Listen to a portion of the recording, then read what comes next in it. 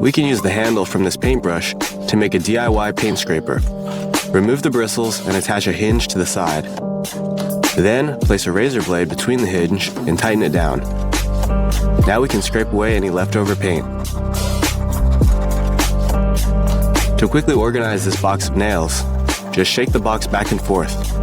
The nails will sort themselves. By fastening these 4 zip ties around the middle of the paintbrush, and then cutting off the ends, the zip ties will act like a stand. Next, we'll be making a sanding drum bit for our jigsaw. We'll start by gluing an old jigsaw blade into the center of this dowel. Then we'll wrap double-sided tape around the dowel to hold the sandpaper in place. We can use an additional piece of tape on both ends for extra support. This bit will help us sand hard-to-reach places. Here's how we can form this angle bar to 90 degrees. We'll start by cutting out a right angle on one edge. Then, we'll shave off some metal so that it's easier to bend. Now, we'll place a small bracket on the joint for support. Drill 2 holes. We can collect all the metal dust with a magnet and a plastic bag.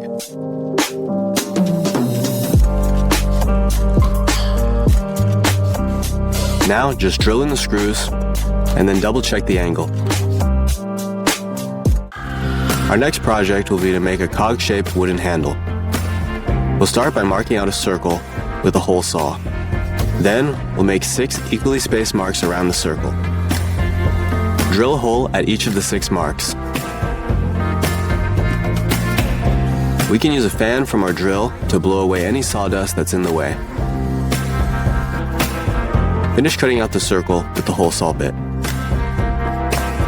We'll then attach a bolt, a washer, and a nut to the center of the cog and attach it to our drill. This will make it easier to sand the outer edges. Apply varnish after sanding. Now, we can easily tighten and loosen this with our bare hands. Here we have a small piece of plywood that will cut into 3 separate pieces, 1 rectangle and 2 triangles. We'll screw the triangles onto the rectangle to make a stand. Now we can use the stand to hold up large sheets of plywood. To ensure that we mark the same angle every time with our speed square, we can attach a bolt to the gap in the speed square to lock in the angle.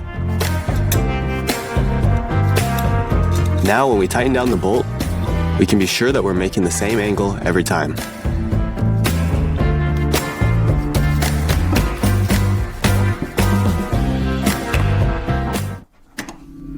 Next, we'll be making a modification to our tri-square so that it can help us mark out 60-degree angles.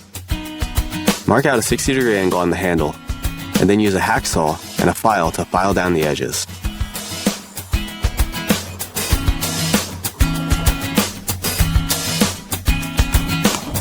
Now our tri-square can mark 90, 45, and 60-degree angles.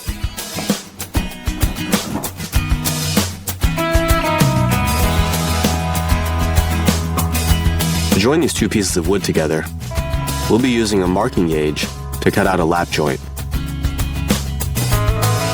We'll mark out the exact length and width on both joints. It should look similar to a mortise and tenon joint. After cutting out where we marked, the 2 joints should fit together like so. After joining the pieces together, we'll mark out a square. Then drill holes into the corners. This is where the dowels will be inserted. Here, we're using a metal dowel, so we'll use a hacksaw to saw it flush. We'll sand it down and add some varnish. To cut this floorboard at the correct angle, measure the length to the wall and then mark that length on the top edge and connect that point to the bottom corner. We can use this old soda can to create a DIY hot glue gun. We'll cut off the ends of the can and then wrap the can into the shape of a cone. Next, we'll tape a lighter near the tip and place a glue stick or some plastic inside. Ignite the lighter to melt some of the plastic inside the tip and press it out onto the surface that you need to glue. Our next project will be a table with collapsible legs made of PVC pipe. Onto the bottom of the table, we'll screw in some clips for the legs. Then we'll install these pipe fittings to the corners. This is how we'll attach the legs to the table.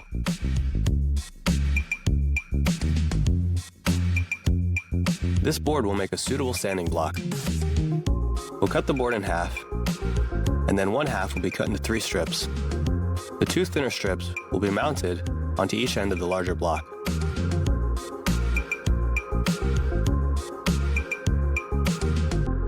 Now we'll wrap sanding paper around the block and hammer in our last piece onto the top of the sandpaper. Our sanding block holds our sandpaper nicely.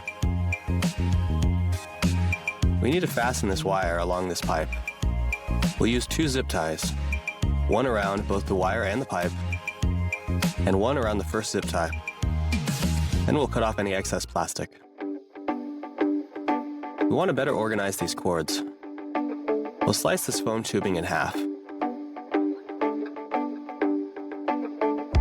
Now we'll mount it to the shelf. Pass the cords through the tubing. Then, we can wrap zip ties around the end to better secure it. Sanding baseboards can be tricky. We can use a deck of cards to trace the shape of our baseboards for our sandpaper.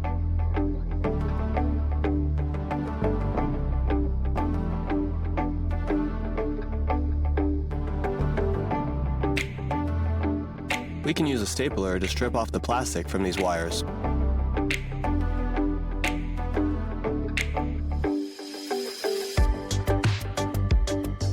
Here are 4 different ways to attach wires to terminals. The first one is a hook. The second one is a loop.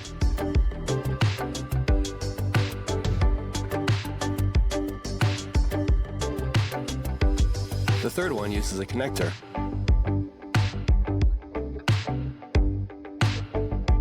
And the last one is an S shape.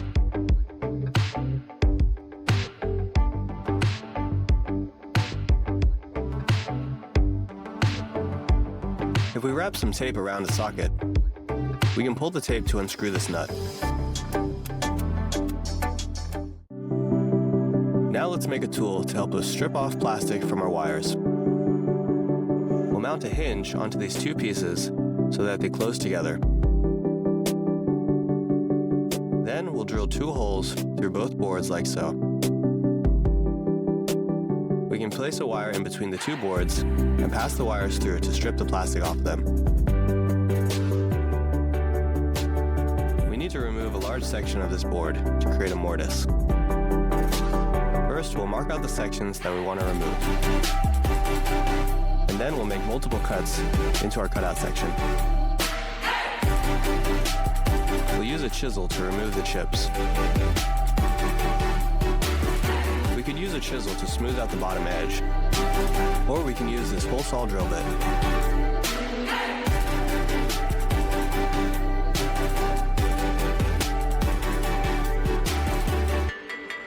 And as a nice change of pace from our usual programming, we're going to demonstrate how to ground wire.